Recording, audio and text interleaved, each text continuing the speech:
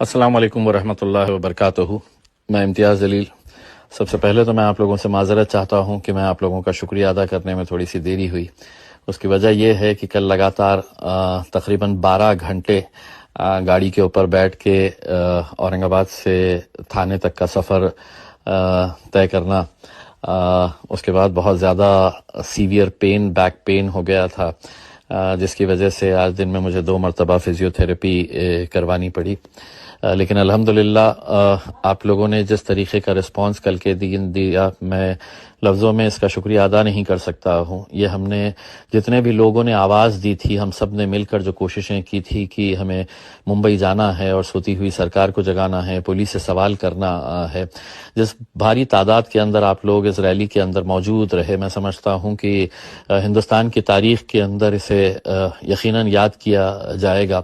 اور ہم لوگ سب کلمے کی بنیاد کے اوپر اپنے نبی کریم صلی اللہ علیہ وسلم کے نام کے اوپر اکٹھا ہوئے تھے اور ان لوگوں کے خلاف کھڑے رہے، ڈٹ کر سرکار سے آنکھوں میں آنکھیں ڈال کر سوال کر رہے ہیں کہ آخر قانون اگر ہے تو اس قانون کا پالن کیوں نہیں ہو رہا ہے، کیوں اس طرح سے لوگوں کو چھوٹ دی جا رہی ہے.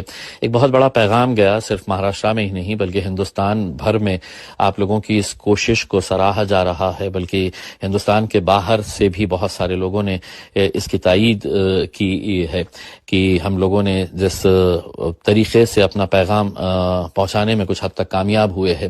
مجھے معلوم ہے کہ ابھی بہت لڑائی باقی ہے، کیونکہ جو کوئی بھی حرکتیں ہو رہی ہے یہ سرکار کی وجہ سے ہو رہی ہے، سرکار کے کہنے کے اوپر ہو رہی ہے، اور سرکار کا پورا ساتھ ان لوگوں کو مل رہا ہے. اس وجہ سے ان کی زبان اتنی لمبی ہوتی جا رہی ہے. کہیں نہ کہیں اس زبان کو تھوڑی کم کرنے کا کام ہم لوگوں نے اتنی بڑی ریلی کے ذریعے کرنے میں سمجھتا ہوں کہ ہمیں کچھ حد تک تو ضرور کامیابی ملی ہے.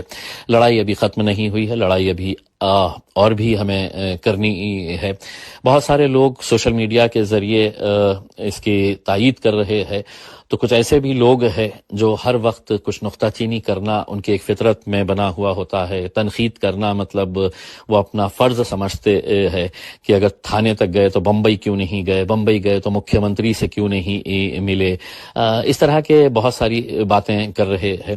لیکن کچھ باتیں ایسی ہوتی ہے جو حکمتاً کرنی پڑتی ہے، اور کل ہم نے جو فیصلہ لیا ہے، میں سمجھتا ہوں کہ ہم نے اتنی بڑی ریلی نکال کر الحمدللہ جس طریقے سے ڈسپلن کا مظاہرہ کیا گیا تھا، جس اچھے طریقے سے جس نیک مقصد کے لیے ہم لوگ جا رہے تھے، اس میں ہمیں کامیابی ملی.